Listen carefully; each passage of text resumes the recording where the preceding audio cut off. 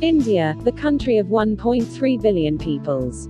It is the world's seventh largest economy and its GDP is $2.7 trillion and its GDP growth rate is 6.6%. Being one of the fastest growing economies in the world, poverty has been on a decline with close to 44 Indians escaping extreme poverty every minute.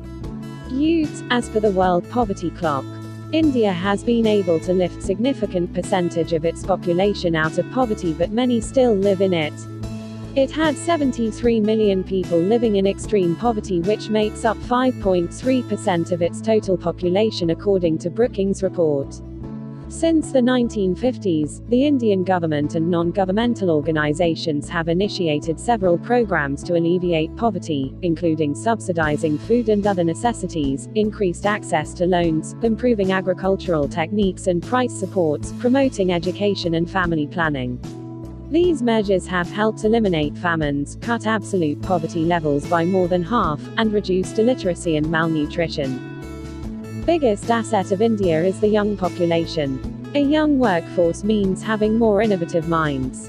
India's workforce, those between 15 and 64, is expected to rise from almost 64% of its population in 2009 to 67% in 2020. As the population's working age expands, savings increase and that turns into a source of funding for investment. This will be beneficial for the country's competitiveness as other countries age. A growing workforce is an advantage for both the manufacturing and services sectors in India. Not only do businesses have access to people that are young and physically fit, it means less cost pressures, particularly on the wage front, because of the availability of labor. No doubt it's a big advantage, but we have to be careful about the finer details.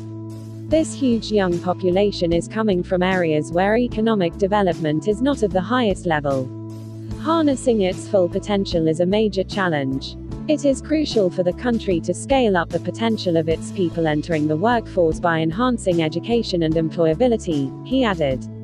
India has to ensure that there are enough jobs to accommodate its growing working age population. Emerging sectors. There are myriad opportunities across sectors. India is rapidly scaling up its infrastructure in order to sustain its growth. Advanced engineering and manufacturing. India is a leading automotive manufacturer, with significant effort being placed on green technology. Defense and civil aviation is also an area of massive expansion. India increased foreign direct investment limits in defense to 49% and liberalized the licensing of private domestic firms to produce defense equipment to boost manufacturing in the sector.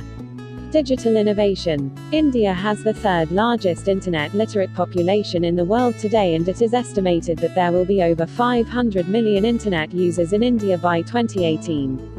However, internet penetration in India is currently only 19% and there is a significant opportunity for growth in penetration and usage base in India with the government's Digital India initiative. Energy. India is the fourth largest energy consumer in the world, and India's energy consumption grew at 7.1% in 2014-15, the highest rate of increase among major economies. Coal, oil and natural gas are the most important sources of primary energy in India. Infrastructure. India is projected to spend some $1 trillion by 2020 on a spectrum of infrastructure projects: roads, ports, airports, power, including nuclear, and urban regeneration, rail, new cities and towns. Economic issues. Corruption. Corruption has been a pervasive problem in India. A 2005 study by Transparency International found that more than half of those surveyed had first-hand experience of paying a bribe or peddling influence to get a job done in a public office in the previous year. A follow-up study in 2008 found this rate to be 40%. In 2011, TI ranked India at 95th place amongst 183 countries in perceived levels of public sector corruption. By 2016, India saw a reduction in corruption and its ranking improved to 79th place.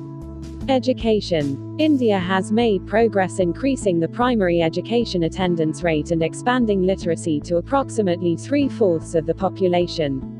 However, the literacy rate of 74% is lower than the worldwide average, and the country suffers from a high dropout rate. Literacy rates and educational opportunities vary by region, gender, urban and rural areas, and among different social groups. Economic disparities. A critical problem facing India's economy is the sharp and growing regional variations among India's different states and territories in terms of RTY, availability of infrastructure and socio-economic development. 6 low-income states, Assam, Chhattisgarh, Nagaland, Madhya Pradesh, Odisha and Uttar Pradesh, are home to more than one-third of India's population. Severe disparities exist among states in terms of income, literacy rates, life expectancy and living conditions. Once these issues are overcome, Indian economy will boost up.